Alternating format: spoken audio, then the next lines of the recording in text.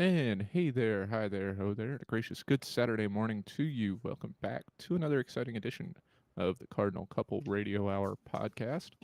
It is Saturday, June the 25th, and I am obviously not Polly. Our fearless leader is taking a vacation this week, much deserved, hopefully enjoyed.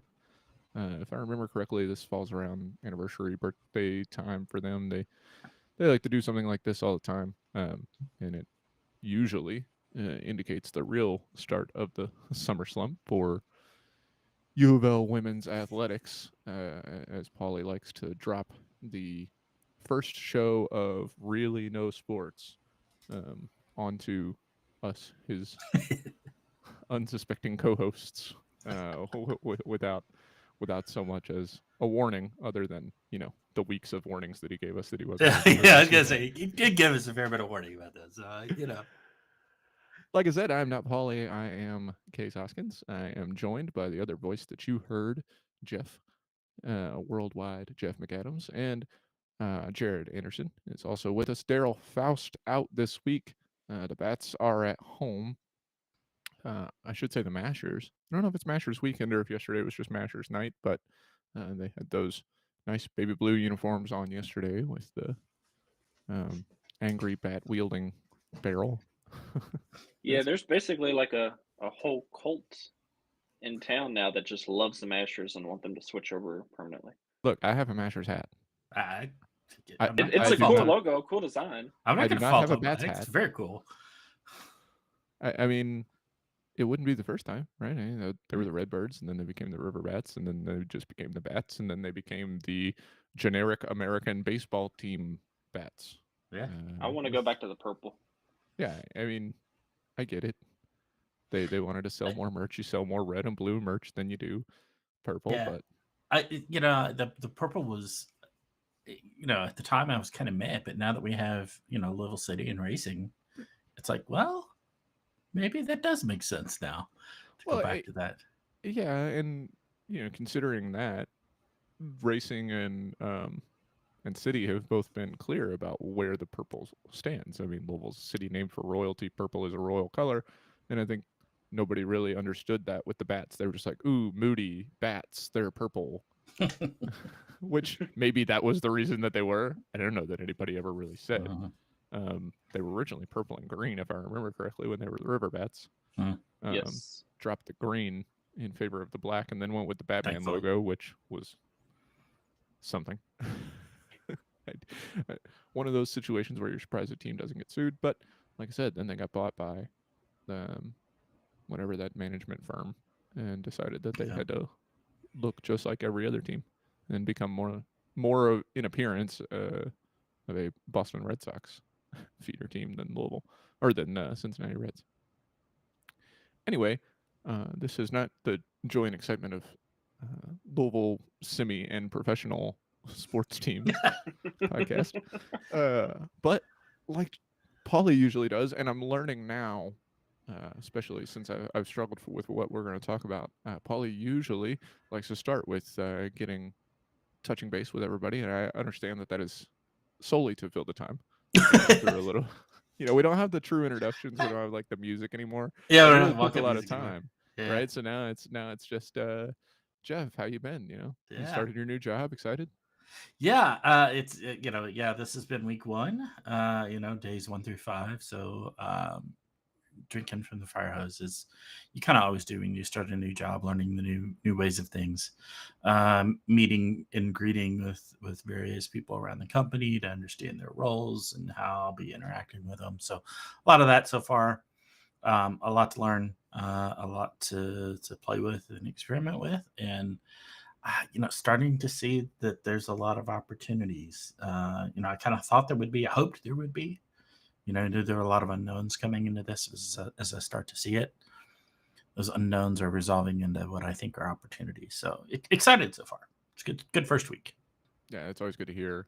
Um, I was in conversation with a couple of people, and to understand that people recognize when you have different aspirations and when something's a better fit for your opportunity, like it sounds like is happening for you. That's always an enjoyment. And Jared, I hear that you're getting more opportunities, if you want to phrase them as such.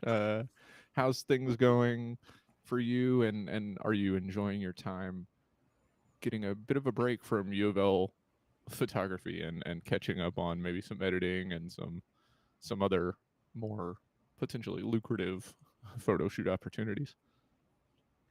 Yeah, I'm ready for sports to pick back up already.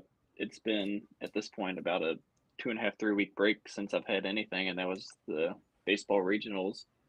And there's nothing, obviously, for at least the next month and a half, almost 2 months, in terms of U of L sports. We'll start seeing field hockey and soccer will kind of kick off with their scrimmages around mid-August. No dates announced yet. Other than that, they're throwing me on all sorts of projects at work while I'm still training on my new position. So my head is spinning around as fast as it can be. But other than that, photography right now, working with a boutique store this weekend on some stuff. Gym clothing brand later this week. Actually got called in some grad photos last week. I was kind of surprised. It's a little last minute thing, and some more coming this week. So business is still booming, and as we have begun our honeymoon planning, any extra monetary opportunities with photography is definitely going to help contribute to that honeymoon that we're planning.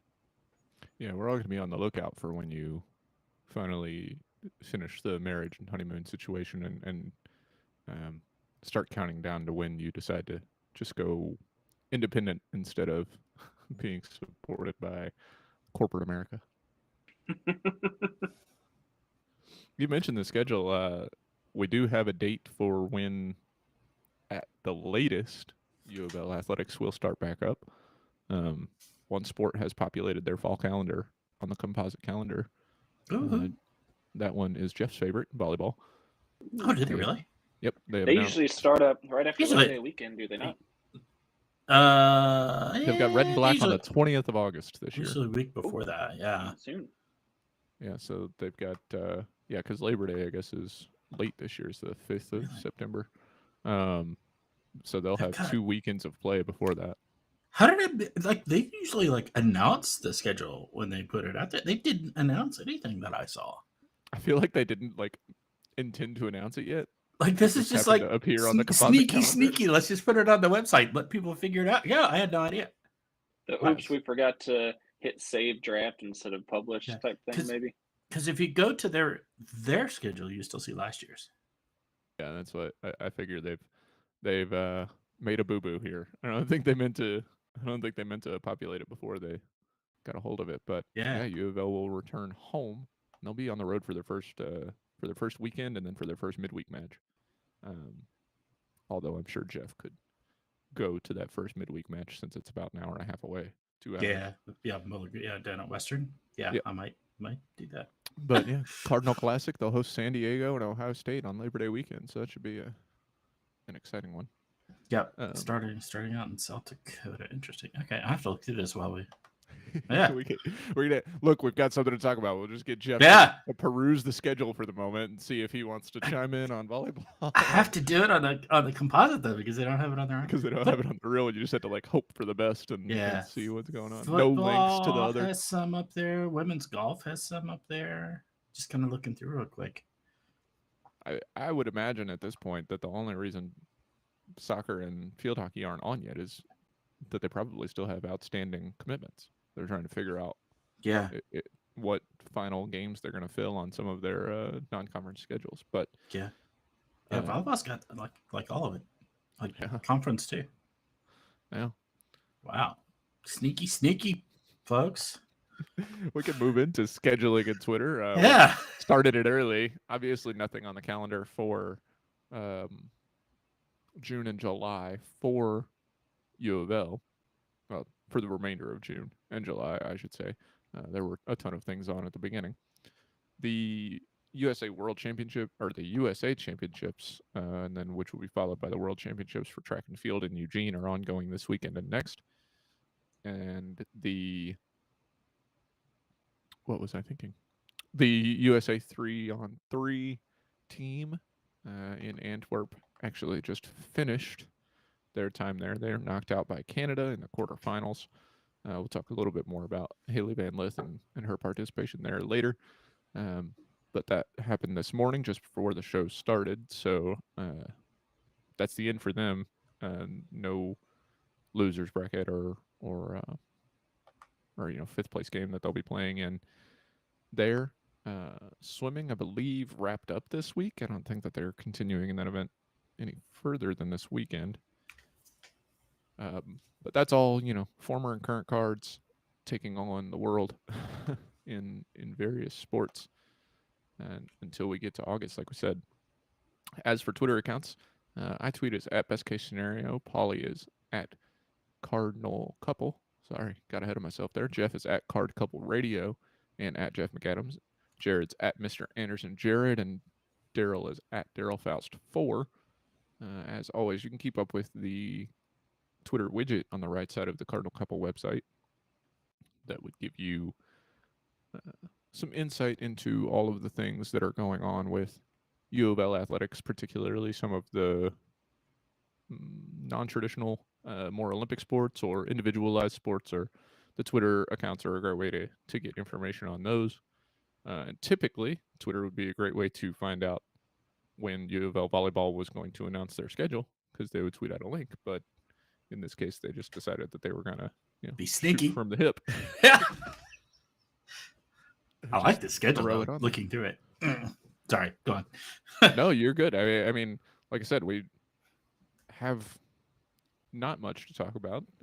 We'll just be kind of going through the news and notes this week from UofL athletics. It's ACC awards season, national awards season. Quite a bit going on those fronts. Mostly just small news announcements otherwise, but this one could be a pretty useful bit of information for us to go on with the volleyball schedule coming out a little bit early, even though, like you said, it's maybe not the easiest format to read in. But go ahead and take it away, Jeff. What do you like? What do you see for the 2022 UofL volleyball team? Yeah, I see several very good non-conference games against some very good opponents, which would be great. Of course, ACC volleyball last year took a step out of relatively kind of mid-range of the Power 5 conferences for volleyball quality, and all of a sudden kind of stepped up and said, hey, wait, here we are on the national stage overall. So we're going to see if that's going to continue this year. I think there's a potential for it. I think you still got a lot of really good teams out there in the conference. Just kind of finishing looking through it. Just trying to see if there were any other non-conference games mixed in with the conference. There are not. So it's, again, as usual, once we start conference, it's conference all the way through. But that leaves us non-conference opening weekend is in South Dakota versus we play South Dakota, Northern Kentucky, and Missouri. Played Northern Kentucky last year here. I don't expect that to be a particularly competitive match, but they're a fun little team to play.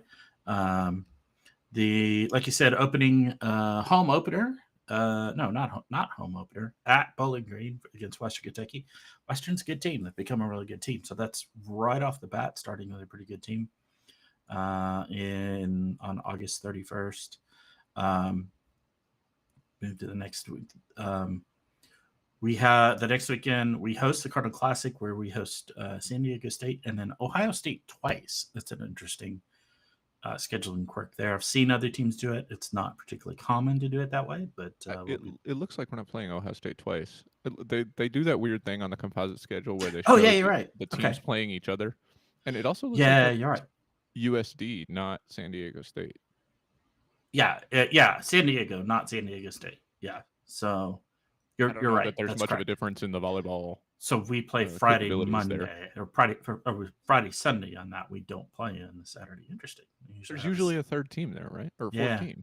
Yeah, maybe, they do for a lot of these. Maybe the calendar's not all the way complete yet. Well, the other thing I think is what's happened is I think the NCAA has done a rule change where it's no longer days of competition that are counted. It's now actual matches that are counted. for the number of allowed matches. So that may be changing the way teams are scheduling some of this. So, where it used to be like a lot of these round robin type tournaments, they would play 2 matches in the same day because in NCAA rules that counted as a single day of competition of the allowed numbers. So Yeah, that makes sense too, because then the next weekend, the Louisville Invitational, there's 4 teams, but only 2 matches. Because it's a right. So Louisville's that's gonna play. Yeah, and I was just getting ready to have that with Xavier Lipscomb and Purdue, right? So this is interesting. This is basically a round 2. If you remember last year, we went to Xavier for this exact same setup: us, Purdue, Xavier, and Lipscomb, the same 4 teams. So this time it's in Louisville with the same set of teams.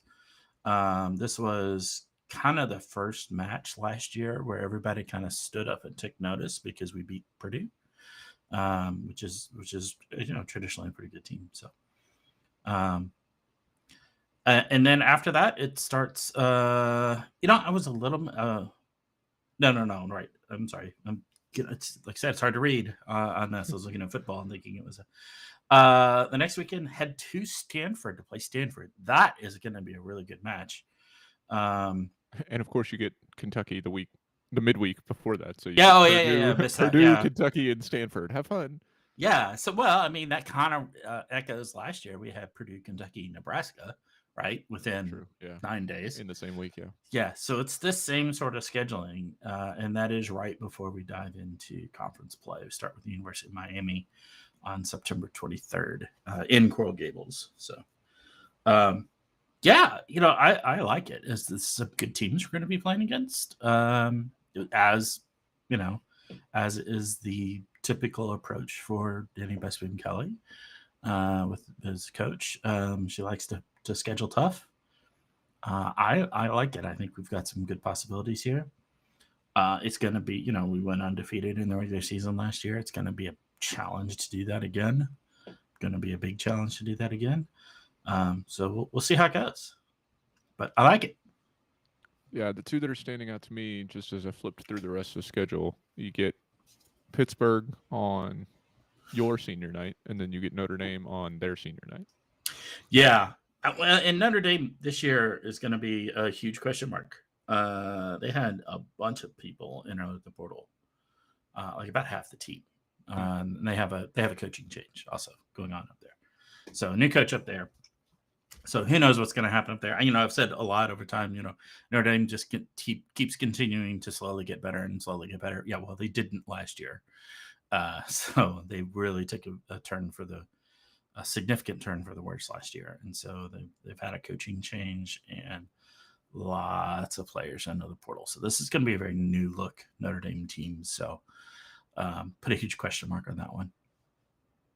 Yeah, I guess last year was the first time in a while that of the 2 matches played by UofL and Notre Dame, neither went to 5 sets. Yeah. Well, Notre Dame didn't even make the tournament. They weren't eligible. They didn't even reach 500 of the season. They were not a good team last year, to be frank. Yeah, it was. They started off average and went downhill the back half of the season, especially once they got the ACC play. They had some good stretches in the later half of the season, but yeah, they were not in the overall. They were not good. I think they ended up like just under like. They're 1 or 2 games below 500. Yeah, 1 or 2 games. It was really close. They almost they had to beat us to have a chance to make the tournament, basically. So what's interesting to me is I'm just looking at last year's schedule again. The first 3 matches that UofL is playing are inverted, and their last 2 matches are inverted. So last season, UofL opened the season hosting Miami, hosting Florida State, and then going to Clemson. This season, they'll go to Florida for the weekend and play those 2 teams, and then host Clemson. And then they ended the season at Pittsburgh and then home versus Notre Dame, and they'll swap those. So that's just weird. That's weird fairly, luck. Yeah, luck or fairly routine. Just hey, they've got a routine of scheduling it, how the conference schedules it, and they schedule it in multi-year batches and just flip-flop them. Makes it a lot easier to deal with, I guess. I don't know. It's not as exciting if you can just guess.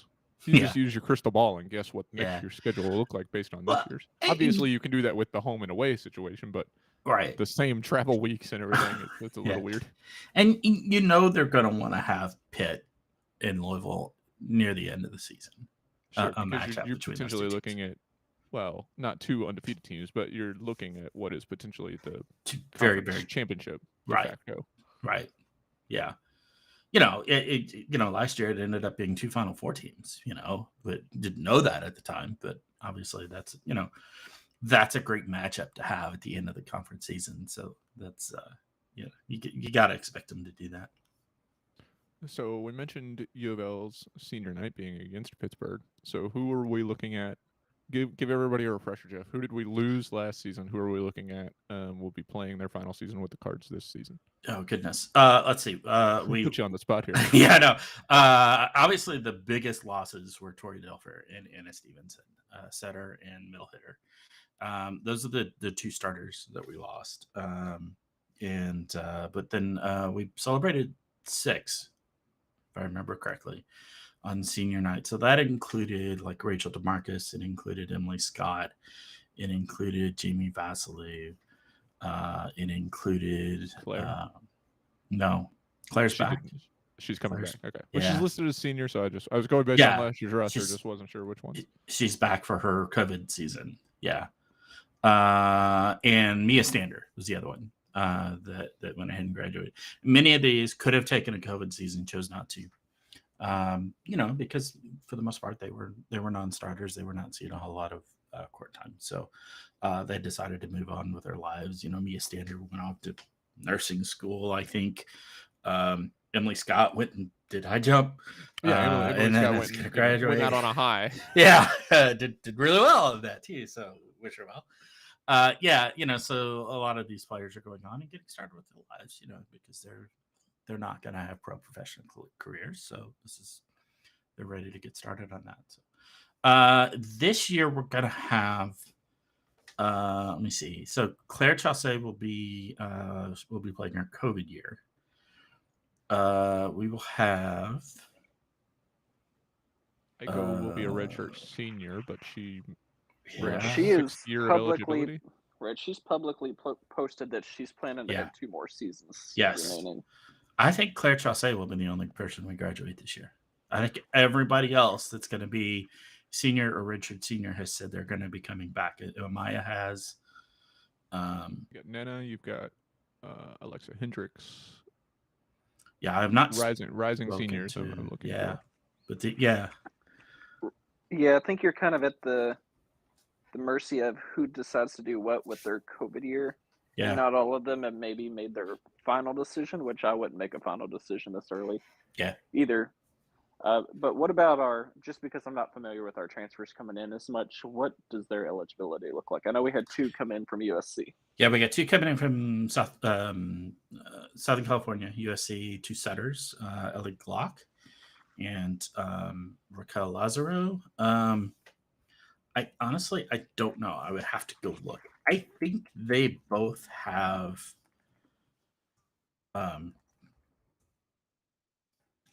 Raquel, I think has a COVID year still available to her if she wants to after this year. But don't quote me on that. I'm not sure off the top of my head. Transfers always are harder to keep track of, right? Yeah. Well, and it's one of those things. The NCAA, as with many things, sometimes intentionally vague. It probably is not, but it could have been a situation where they created that rule about, your free COVID transfer before they changed the rule. Yeah. And now you just get a free transfer where if you did your COVID transfer, it could have just taken that year away. Yeah. Just traded in your year of eligibility for a free transfer, but then they changed the rule, so who knows how they work. And we got to keep in mind, as we're a couple of years into this now, we're gonna have players start showing up in rosters and be significant players that don't get a COVID year because they weren't here when that happened. So we got to keep that in mind too. That there is a sunset to this. Let's see. Paige Morningstar is one of those, right? Is she won't have a 6th year of eligibility. To my knowledge, because she entered in 21. She's a freshman. She was a freshman this past season, and they did not qualify at this point for COVID year. Correct. Yeah, that's correct. So Raquel has played 4 years at USC, so this is her COVID year. so she will be. Gotcha. And then remind me, I just spaced. Did you say Rachel DeMarcus was celebrated for senior night last year? Yes, Okay, she so has moved not up. as jam packed of a position, but No, that setter position is still going to be pretty no, sought after. we lost. Well, basically, we lost 3 of the 4 people that were listed as setters on the roster. Right. Raquel, Jamie, and Tori. Like Jamie almost never did setting, right? Right. So she played defense basically. Right. So and Paige was redshirting. So it was basically Tori and Rachel. So we get Ellie Glock coming in, we get Raquel Lazaro coming in. I would expect Raquel to be and I'm not sure on the pronunciation of her first name. She's Spanish, so I'm trying to put a Spanish pronunciation on what I'm reading, and so I think that's right. But I would presume she'll be the starter. And then any sort of backup setter role would be maybe a battle between Ellie and Paige at that point. I'm trying to think of what we have coming in as incoming class, and I don't know off the top of my head. I haven't refreshed my memory on that in a while. So yeah, they haven't put landed the 2022 schedule on the composite, but but not the roster. Not put the roster up. Yeah. So is it Ellie or is it L? It's Ellie. Yeah. Apparently. I don't like that. I'm annoyed by that. Not that I have any not your choice. Her name is what it is, right? Yeah. I mean, people can be annoyed by my name, but yeah, I have not spoken to her directly, but I did ask somebody else on the team how do you pronounce it, and that's what they said. So I will take that as an acceptable confirmation. So. I mean, in my view, that is like if my name was pronounced Casey, right? Like when, like the way the English language works, that's a silent E there. Yeah, I always have that that hesitation to call any adult by a name that ends in like E, that E sound. Not sure.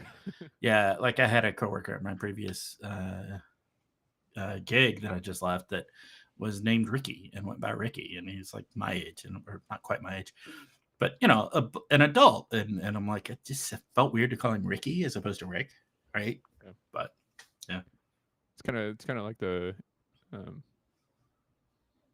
anglicized version of the Spanish Ito, right? Or Ito or right. Ita, where right. That's a suffix that just sounds like a like I'm not a little kid nickname. I'm not gonna call her our presumed starting setter Raquelita. Right. I'm not gonna do that. She's a grown woman. Right. So anyway, even if the language is correct, Anyway, it should be an exciting season for UofL to get back into what we can hope is maybe a third straight. It would be third straight Final Four, right? Am I crazy? No. Yeah. No, that was our first Final Four. It would be a third straight Elite Eight. Straight Elite Eight. Right. We lost to Minnesota. Yeah. But we mentioned Emily Scott. I don't think it'd be a third straight, would it? Third straight Elite Eight? No. Oh no! It'd be 3 and 4 because we got knocked out in the first three round. of the last 4. Yeah. Right. We mentioned Emily Scott, and she's had a busy spring. ACC champion in the high jump, like we alluded to, and then as of Thursday, or I guess actually as of yesterday, the all ACC academic teams were announced for spring sports, and Emily Scott, after, if I remember correctly, being on that list for volleyball in the fall, she is on that list again for the spring. She joins. Not surprising. Yeah, right. She joins 5 other on the women's side: Soledad Jean, Sinclair Savage, Ariane Viola, and Aliyah Welter, as well as Gabriella Leone, whose name we have said many times over the past few weeks. Yes. Yeah, Gabby named the Women's Outdoor Track and Field Scholar Athlete of the Year. So that comes on the heels of being named the Performer of the Year in women's outdoor track and field for the ACC. I mean, just a fantastic season for her, capping her career on the highest of notes, winning a national championship, getting all these accolades, um, potentially being honored again nationally. You would have to think when national awards come out, but all these competitors to be named um, to these academic teams, it's fantastic. I joked about and having looked at my resume, or not resume, my transcript this week for various reasons, and a 3.83 and a 4.0 in your senior year while being the best pole vaulter in the land is nothing to slouch at for sure. For sure. Talk about, Emily Scott, like you said, fantastic student, and all 6 of these women, and then the 5 men too, not to put them aside, that earned all ACC academic team honors, but just these 6, and Gabby Leone and Emily Scott especially for what they're able to accomplish. Yeah, and I obviously I'm gonna show the support for Emily. Doing this also while switching sports, right? Yeah, okay, she did high jump in high school, so she had some experience with it. But still, it's switching sports and still maintaining that level and learning learning how to be a high jumper again, relearning how to be a high jumper again. Is I think is particularly impressive. But Gabriella Leone is she's getting a lot of attention right now, and deservedly so. And I absolutely will celebrate her as well. She's representing the school well. She's representing the city well. She's representing, what we do amazingly well. And more power to her. That's amazing. And Jared, I think as the most recent graduate, actually, I think we were the same year or one off. Your thoughts on being able to maintain what is presumably an extremely busy sports schedule, a social life, because I don't expect these college athletes to be robots, and and a fantastic GPA on while getting their degree. I want to point out there's no such thing as an easy degree for any detractors of academic teams for athletics. You guys are wrong. It's hard to do college. It's hard to do college when you have nothing else going on. It's even harder when you have all of the things they have going on. Yeah, it's extremely difficult just by itself without adding on extracurricular activities, which in this case would be a student athlete for them, or for myself being a music major. We had a lot of classes that were not equivalent hour-wise to what they should have been, as in like we would meet 6 hours a week and it'd be considered a 1 credit hour class. So when you hear music, I had some friends when I was in college that were music majors, and they had like required classes that were 0 credit hours. I was like, what? We were required to attend concerts and all sorts of stuff that were 0 credit hours. So I completely understand the struggle of where the student athletes are like, whoa, I don't have time for all this, because I'm like, I didn't have time for everything either. And on top of that, I did marching band and pep band. So it's draining, not just physically, but also mentally, because you're constantly on the go and busy. You don't have time to even let your body rest or sit there and kind of let your brain rest, because you're hitting the ground running. And until winter break or summer break or whatever the next available opportunity is, I mean, you don't have time to sit and think.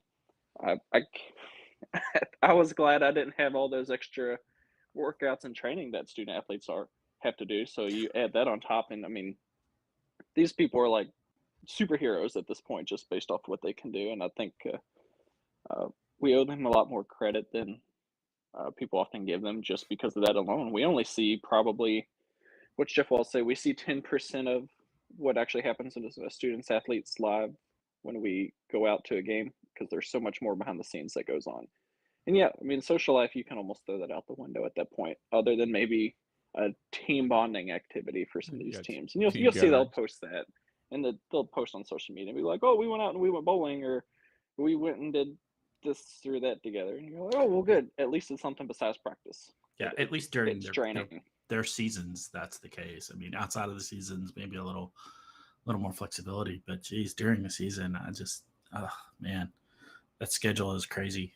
That's just what I know of it. They do. Yeah. Well, and you consider the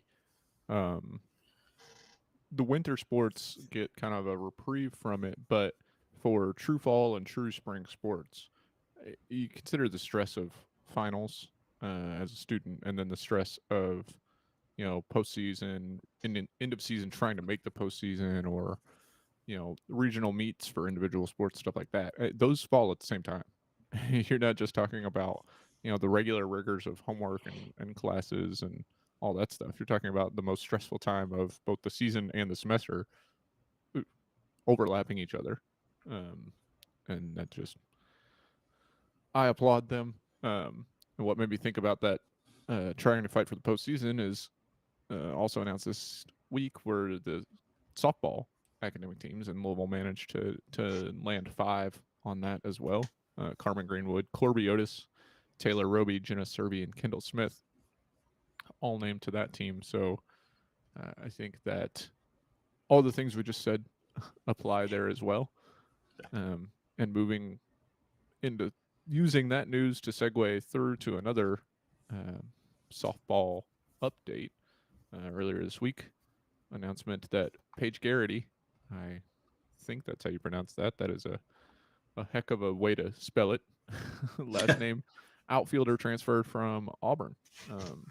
She played 2 seasons for the Tigers, and apparently, according to a quote from Paige, she picked Louisville because Holly has been to almost every travel ball game she ever played, and always believed in her and her genuine love for the game. So, sounds like Paige was probably recruited to start her career here, and chose elsewhere before seeing that maybe she should have gone with a different choice. That's one of the good things that this NCAA rule change has granted, is that it's often taken for granted that 17, 18, 19-year-olds are making the most difficult choice, one of the most difficult choices of their young lives, and we're locked into it. And now with this free transfer, you're saying, if you made the wrong choice, you can fix that, and that may be the situation here. It seems like we've got a lot of teams that seem to see Auburn as almost a farm team for us at this point. We're getting a lot of transfers from there. Well, Auburn softball is still kind of building back up after their former coach a situation that some serious issues there. Yeah, for sure. Right, which thankfully Auburn athletics did the right thing and addressed that issue, and right, and did what they needed to do on their end to allow it to become a safe and healthy softball environment again. Yeah, Anna Stevenson came from Auburn too, right? Right. It's not just softball. Yeah. And Garrity, she was the 21st ranked recruit in the 2020 class. She played 70 games in her first 2 years with Auburn. It's not like she got there and decided it wasn't a good fit because she wasn't getting playing time. She had 15 scored runs last year, 3 stolen bases, and fielded 1,000, which as an outfielder, you will take that every day of the week. Auburn finished 40-17. Hard to beat that, for sure. Yeah. I mean, she's transferring out of playing well for a good team. So we've kind of been waiting to see when Holly April is going to really kickstart this softball team. And it seems like, getting there. It seems like every time, there's a roster addition, you're thinking, wow, this could really help. And then, something happens, you get an injury, or something weird happens, like a player departs the team for private reasons, like happened this season with Chardonnay Harris.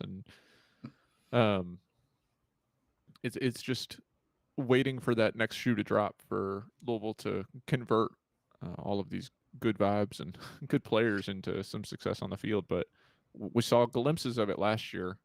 Now just hoping to to carry it forward. I think that Garrity will probably step right into the role that's being departed by Carmen Greenwood, if I had to guess. High school career batting average of 450. Yeah, Take is that good? Too. Yeah, I'll take that. Whew. How many times do you hit the ball out of the times you got to play? About 1 and 2. Yeah, about Oh. every other one. Okay. Jeez. and no on base percentage listed there too, right? So how many times has she walked to avoid? Right. you Yeah, know, that's just batting average. That's not Right. on base. Yeah. Dang. Carmen, your record's going to be in danger immediately. Yeah. That's impressive. But what do we think? What's Paige going to bring to this team? Jared, you're, I think, probably the most, the closest to softball. What are your thoughts on this development? Yeah, I wasn't really overly concerned with outfield fielding last year, but we had 3 solid outfielders for pretty much the whole season. The departure of Carmen Greenwood was probably going to be the biggest hole to fill, just in terms of everything. Being a team leader, on base percentage, batting average, driving in runs. She was a really solid outfielder. She was pretty much a ball magnet. Anything that was near her, she was grabbing. I mean, some nice diving catches, and had a cannon to throw runners out at home. So I think Paige Garrity is going to have to step in, just fill that role real nicely. With a batting average like that, based off the speed in terms of stolen bases, runs scored, it appears she'll probably be one of our top 2 batters next year. Assuming that Easton Lotus is healthy, you're looking at more speed up there, because Holly April does like to get aggressive on the base path, and I don't blame her. As long as it's smart aggressive and not dumb aggressive, send your runners, get people in motion, because you never know what's going to happen with teams throwing the ball around, just thinking they're going to make the play, take their eyes off the ball before they catch it, and drop it. So when you get that speed out there, you're getting in the opposing team's head on defense, maybe forcing error, driving an extra run or two, and those close games where you're only losing by 1 or 2, that's going to make a big difference, because that was one of the big killers for softball this past season, is how many games they lost by just 1 or 2 runs, and that was what kept them out of the NCAA tournament. Yeah, like you said, chaos on the base paths was something that UofL fell victim to, offensively and defensively. I think as a Reds fan, they call them two blondes. I don't know what it stands for, but I know it when I see it. When you get into a situation when you're running the base paths and make a massive mistake, UofL kind of ran themselves into some outs last season, and then obviously I don't remember exactly which series it was. Maybe Virginia Tech, where was it Virginia Tech? Either way, UofL with some great opportunities against top-ranked teams where they, were almost goaded into making mistakes from a infield perspective because of the way the players are running on the base paths, and you're hoping that Louisville can be one of those teams offensively rather than just reacting to those teams defensively. So we're all waiting. We're all excited. People get really excited here in the spring, looking forward to after basketball season ends and everybody's still jazzed up and ready to root Louisville athletics on, and there's a lot of eyes on softball and baseball as the season comes to a close, and like we said, softball is really poised to break through and give those eyes something to be excited about, and we're all just kind of hoping that this might be the season where we get there. Yeah, we had a great season overall year, I guess, with volleyball making the Final Four, women's basketball making the Final Four, and there's a lot of excitement about men's basketball to come to as well. Softball fell short of where I think a lot of us want to see it, but see a lot of good moves coming there along, like the men's basketball team. Baseball got, a game away from making it to the College World Series, maybe two games, but got to the Super Regionals again. They're threatening still to make that College World Series. We're looking for some spring sports to really kind of step up and be that continuation of that excellence, And baseball's close to there. I'd love to see softball playing in that arena as well. I mean, field hockey in the fall as well. I've jumped over them. That we shouldn't forget field hockey, doing some great things in the fall as well. And then over the winter, mentioned women's basketball. You also got swimming and diving continuing to do good things. Indoor track and field starting to show up in a few events. So, it's the culture of excellence that you want to see across the athletics department that maybe we're seeing a little more growth on. I hope.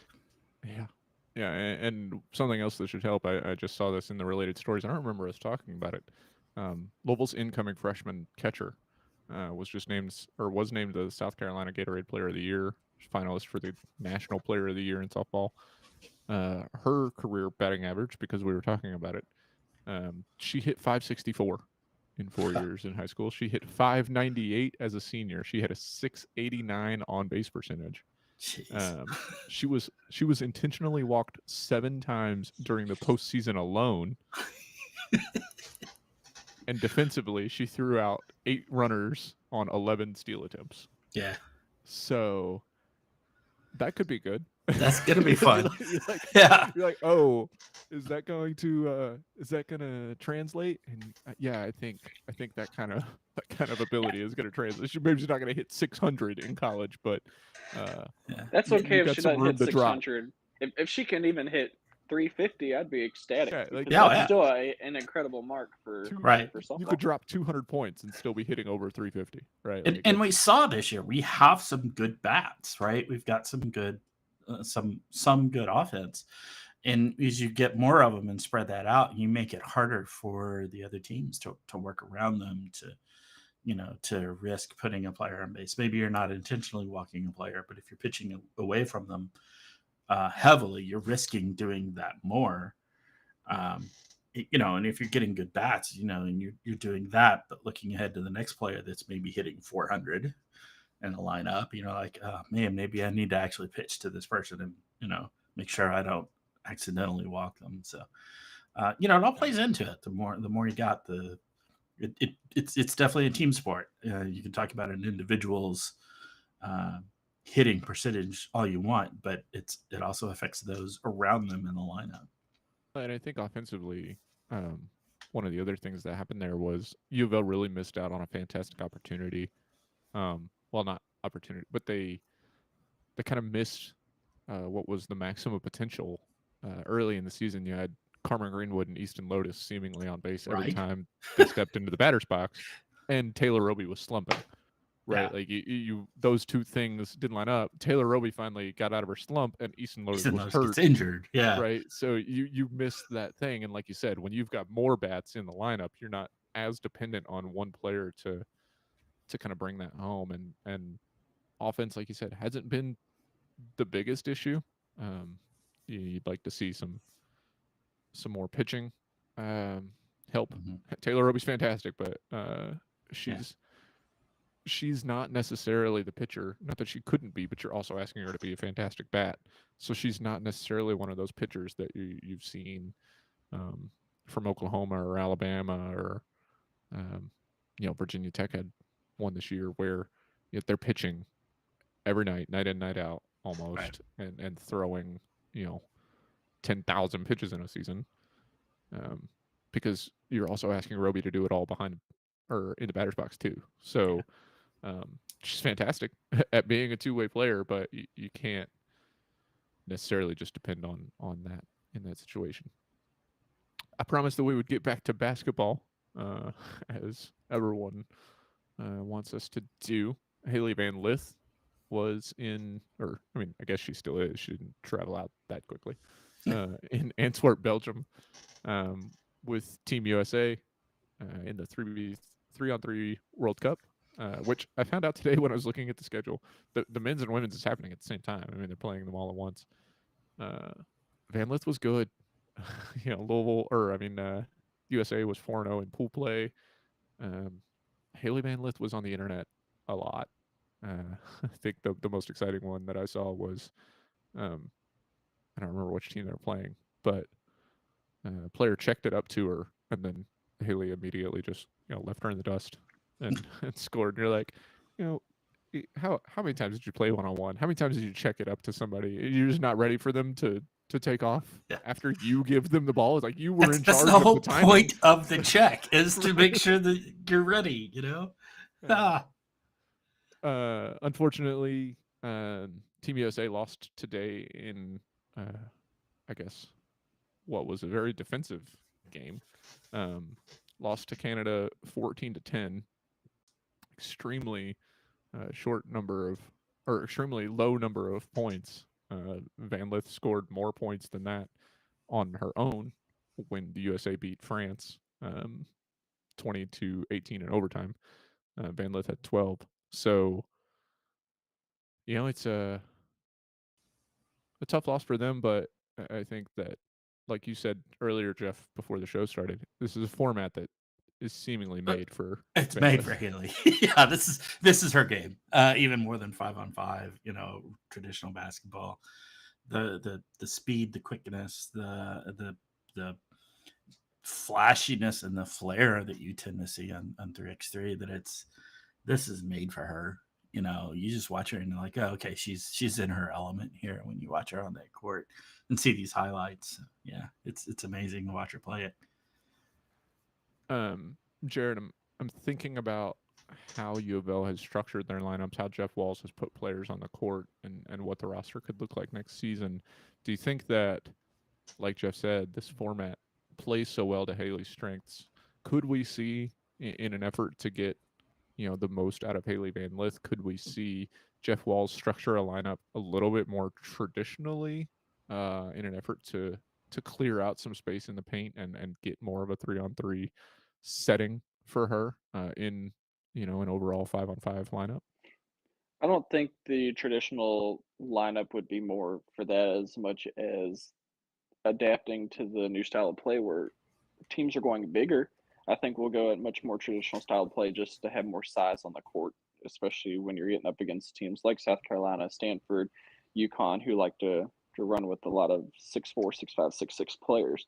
I think we may see a lot of offensive schemes where it gives more isolation for Haley. So you'll see the entire lane open up just a true one-on-one for her and whoever has the unfortunate assignment of going up against her. Maybe not 3-on-3 per se, but just give her that separation because I think she's similar to how Dana was, where I think just being able to juke and take on your defender one-on-one is uh, actually fairly easy, unless if you have a lockdown defender that you're going up against, such as Mikasa Robinson. Jeff? Yeah, yes, there's a trend of going towards bigger teams. And we're seeing that a little bit on our team as well. But you're also seeing a trend of seeing these bigger players also being listed as guards. So, Wow, yeah. 6'2", Like 6'3". Oh, they're a guard.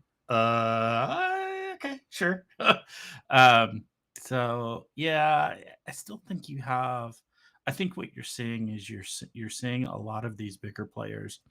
You want to recruit size. We hear that for people talking about volleyball as well in the same sort of vein. You want to recruit size. Size is helpful. It's a definite benefit in the game for the most part, but you're also wanting to recruit players that are quick, that are good passers, that are able to shoot from distance. That can make that be that player that's a complicated scout. I look at WNBA right now, and Elena Deladon has been in and out with injuries her whole career, right? Even when she was at Delaware, she had trouble with injuries, right? But she's back playing right now, and one of the big reasons she's such a challenge is that she's 6'6". What is her height? Well into the 6 feet. But she can also go out and just bury the three in your face all day. She's one of the better 3-point shooters on the team.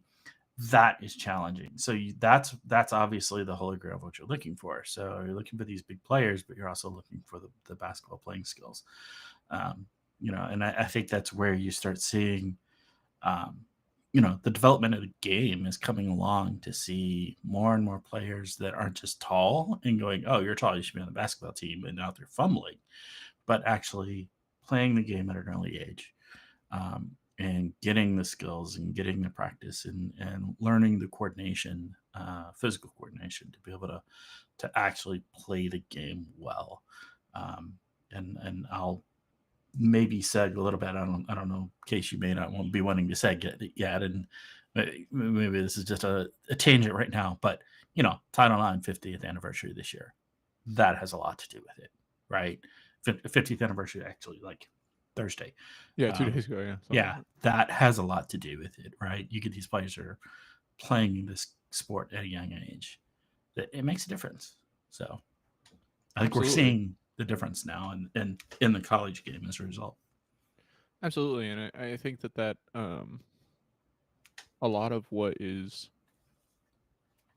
missed in conversations about Title IX and things that I've been seeing, kind of this week in the celebrations of the anniversary are the opportunities are just as important as the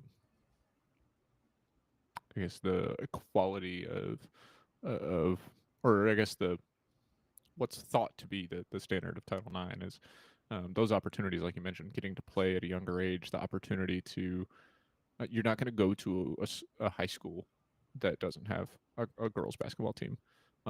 You're probably not going to go to a middle school that doesn't have a girls basketball team if it has a boys basketball team. Those kind of opportunities to play at an earlier age and it was kicked off by to some extent a player getting an opportunity to try out with an NBA team, a female player, and you see that with opportunities that players still have and show that they can play just as well. I think of the stories of Angel McCautry and T. Will playing one-on-one all the time. Haley Van Lith and I believe still her boyfriend. Jalen Green or Jalen Suggs. Who's to say? I don't keep up with that part of their lives, but either way, one of like her boyfriend is an NBA player, and we've seen on social media them training together and getting that time to play together, and those aren't things you would have really seen before, even before the introduction of Title IX, just because ne'er the twain shall meet, I guess.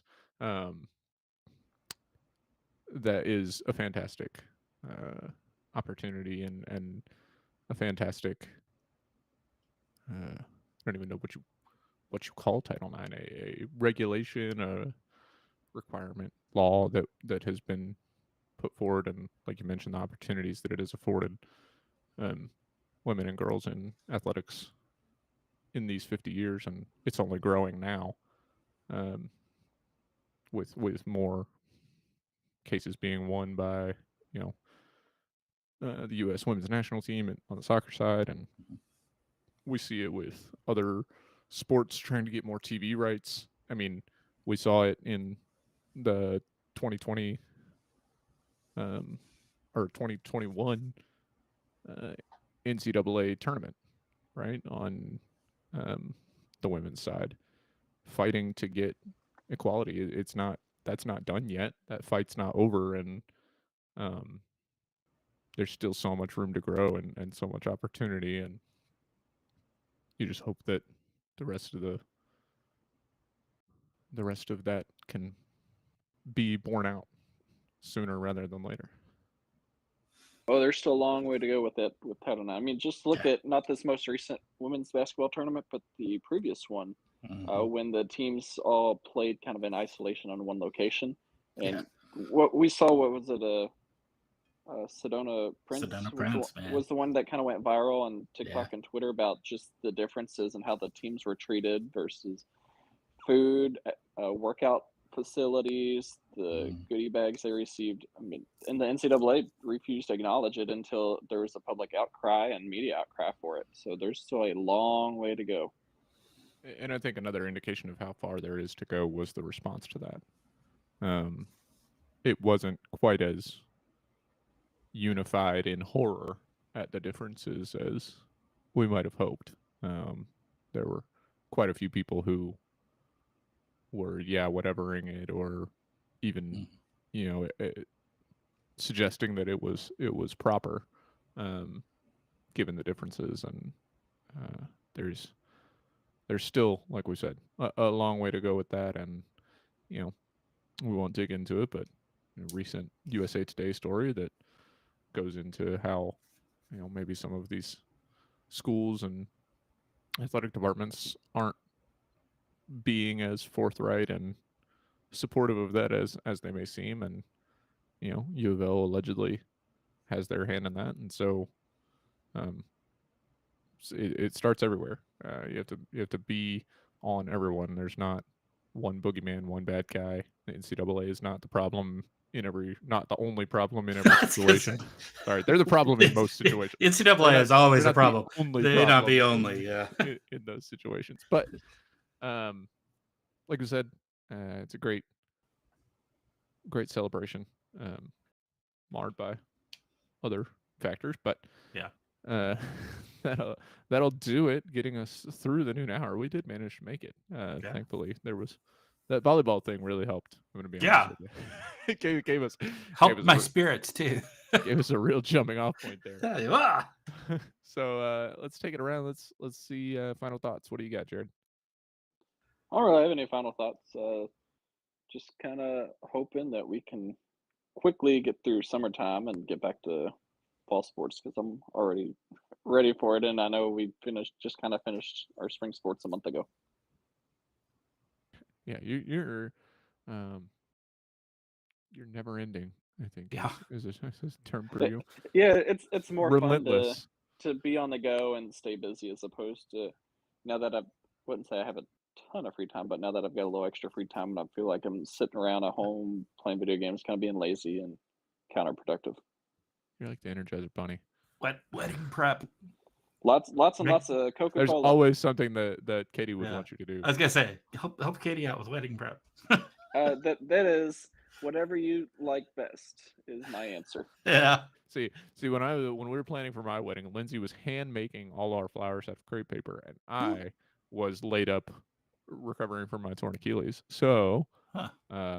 You I learned how to couldn't make go paper out flowers? and do anything. I couldn't. Yeah, it was like, I'm here. You kind of have a captive audience. What do you need me to do? Yeah. Jeff, what do you got? Yeah, I'm excited obviously for fall sports to be back as well. Like I said, we've got a month and a half, a little more until that happens. I'm also excited for the types of temperatures that time of year starts to bring in after the past couple of weeks, and maybe a little bit of hold some of the storms down, since I've got a big old limb in my backyard today from storms that came through a couple of days ago, and lacking a shed now. So Ooh. that's, yeah. You know what? What I will say is it really isn't bad. The shed is toast. The shed is thoroughly crunched. This limb's probably 2 feet across type limb. I mean, this is a massive limb, came out of the tree, my neighbor's tree. He's great. He's wonderful. He's fantastic, and is doing some amazing stuff on helping take care of it. But yeah, the shed is toast.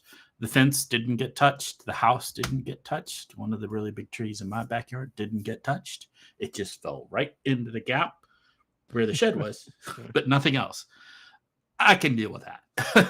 That's not too bad. So, yeah, but I could deal with more fall-like weather a little bit right now, and I could accept that. Yeah, we had just gotten some trees limbed up in preparation of getting our new roof put on. So having that done just in the nick of time, it seemed. And then as for that temperature, man, Louisville touching 100 for the first time since 2012, and then you're like, oh, when did that happen in 2012? The late July. You're like, oh, yeah. Oh no. Yeah. So much time left. Little dogs sitting there saying, "This is fine." Yeah, this is fine. Yeah, Yeah. literally, we're on fire. Yeah. Better go on and find a friend with a pool. yeah. Yeah. Mine's gonna be another little bit delayed news, but kind of in the middle of last week, UofL announced their partnership with Talkwalker. And while I may not support businesses like Talkwalker and what they do. Consumer intelligence is the phrase they use, which just means that they're going to use analytics and information that they get about you and serve you ads. But UofL partnering with them to help support their NIL platform. In May, they hired someone specifically for NIL services and engagement, um, continuing to push forward um,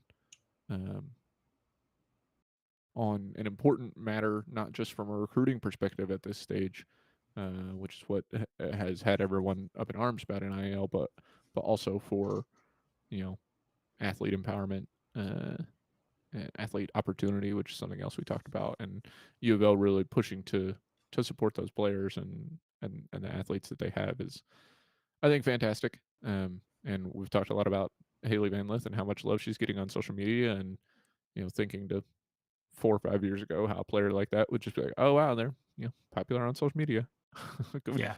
good for them, and now that can mean something. And as someone who was allowed to have a job during college, I support the opportunity to them to get through that. So that's just my final thought: is that glad to see U of L with for an official AD now, continuing to push forward with that. That'll do it for the Cardinal Couple Radio Hour this week. Podcast. Next week, 4th of July. Yeah, podcast. Sorry. Next week, 4th of July. I guess we'll have to talk about offline whether we see that. But either way, you'll see us on the on the site 9th every day. and on the site every day. Yep. Make sure to check us out. So we'll talk to you next time. Go Cards.